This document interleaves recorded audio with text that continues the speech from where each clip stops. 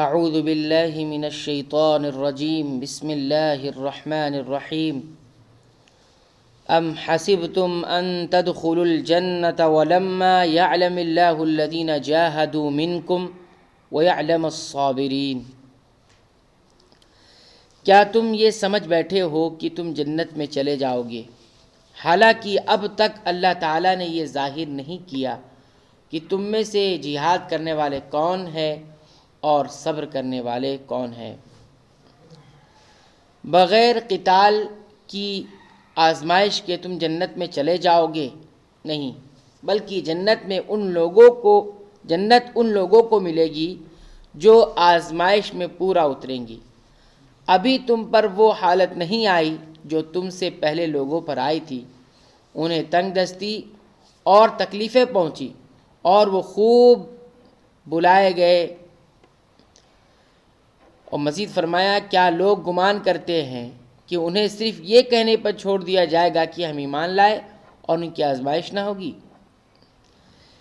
یہ مضمون اس سے پہلے سورہ بقرہ میں گزر چکا ہے۔ یہاں موقع کی مناسبت سے پھر بیان کیا جا رہا ہے کہ جنت یوں ہی نہیں مل جائے گی، اس کے لیے پہلے تمہیں آزمائش کی بھٹی سے گزارا اور میدان جہاد میں آزمایا جائے گا۔ وہاں دشمن کے نرغے میں تم سرفروشی اور صبر و استقامت کا مظاہرہ کرتے ہو یا نہیں۔ وَلَقَدْ كُنْتُمْ تَمَنَّوْنَ الْمَوْتَ مِنْ قَبْلِ أَنْ تَلْقَوْهُ فَقَدْ رَأَيْتُمُوهُ وَأَنْتُمْ تَنْظُرُونَ۔ جنگ سے پہلے تم شہادت کی آرزو میں تھے، اب اسے اپنی آنکھوں سے دیکھ لیا۔ یہ اشارہ ان صحابہ کرام کی طرف ہے جو جنگ بدر میں شریک نہ ہونے کی وجہ سے ایک احساس محرومی رکھتے تھے اور چاہتے تھے کہ میدان کارزار گرم ہو تو کافروں کی سرکوبی کر کے جہاد کی فضیلت حاصل کریں۔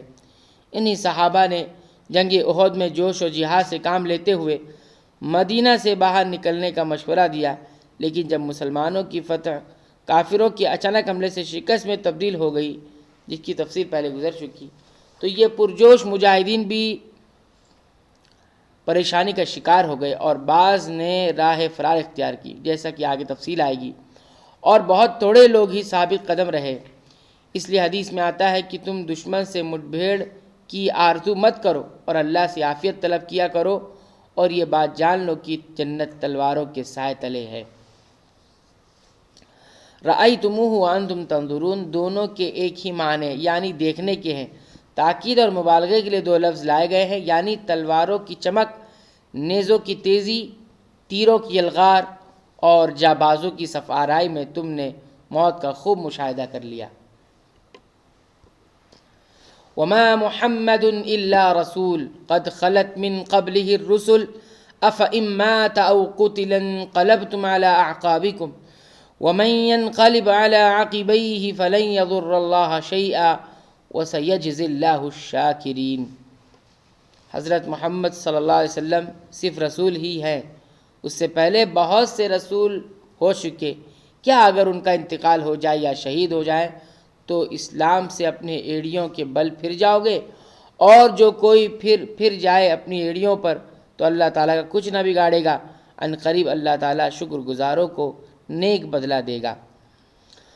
محمد صلی اللہ علیہ وسلم صرف رسول ہی ہیں، یعنی ان کا امتیاز بھی وصف رسالت ہی ہے، یہ نہیں کہ وہ بشری خصائص سے بالا تر اور خدائی صفات سے متصف ہوں کہ انہیں موت سے دوچار نہ ہونا پڑے۔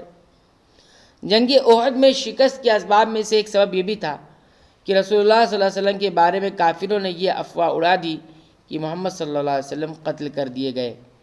مسلمانوں میں جب یہ خبر پھیلی تو اس سے بعد مسلمانوں کے حوصلے پست ہو گئے اور لڑائی سے پیچھے ہٹ گئے۔ اس پر یہ آیت کریمہ نازل ہوئی کہ نبی صلی اللہ علیہ وسلم کا کافروں کے ہاتھوں قتل ہو جانا یا ان پر موت کا وارد ہو جانا کوئی نئی بات تو نہیں ہے، پچھلے انبیاء علیہم السلام بھی قتل اور موت سے ہمکنار ہو چکے ہیں۔ اگر آپ صلی اللہ علیہ وسلم بھی بالفرض اس سے دوچار ہو جائیں تو کیا تم اس دین سے ہی پھر جاؤ گے؟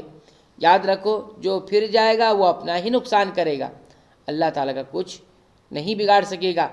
نبی کریم صلی اللہ علیہ وسلم کے سانحہ وفات کے وقت جب حضرت عمر رضی اللہ تعالیٰ عنہ شدت جذبات میں وفات نبوی کا انکار کر رہے تھے، حضرت ابو بکر صدیق رضی اللہ عنہ نے نہایت حکمت سے کام لیتے ہوئے منبر رسول صلی اللہ علیہ وسلم کے پہلو میں کھڑے ہو کر انہی آیات کی تلاوت کی، جس سے حضرت عمر رضی اللہ عنہ بھی متاثر ہوئے اور انہیں محسوس ہوا کہ یہ آیات ابھی ابھی اتری ہیں۔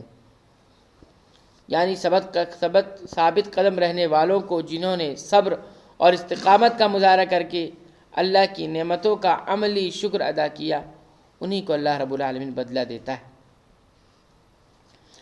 وَمَا كَانَ لِنَفْسٍ أَن تَمُوتَ إِلَّا بِإِذْنِ اللَّهِ كِتَابًا مُؤَجَّلًا وَمَن يُرِدْ ثَوَابَ الدُّنْيَا نُؤْتِهِ مِنْهَا وَمَن يُرِدْ ثَوَابَ الْآخِرَةِ نُؤْتِهِ مِنْهَا وَسَنَجْزِي الشَّاكِرِينَ۔ بغیر اللہ کے حکم کے کوئی جاندار نہیں مر سکتا، مقرر شدہ وقت لکھا ہوا ہے۔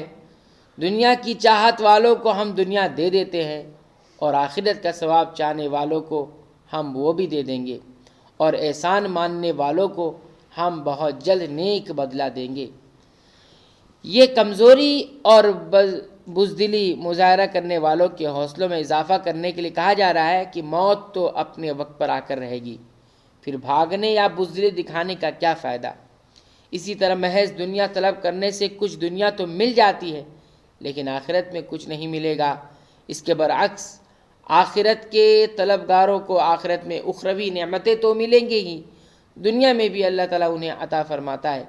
آگے مزید حوصلہ افزائی اور تسلی کے لیے پچھلے انبیاء علیہم السلام اور ان کے پیروکاروں کے صبر اور ثابت قدمی کی مثالیں دی جا رہی ہے۔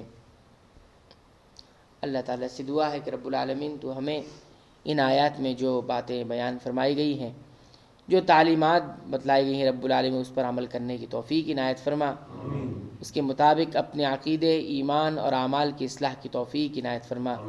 رب العالمین تو قرآن حکیم کو ہمارے دلوں کی بہار بنا دے، رب العالمین تو قرآن حکیم کو ہمارے سینوں کی روشنی بنا، رب العالمین تو قرآن حکیم کو ہماری تمام پریشانیوں کا علاج بنا۔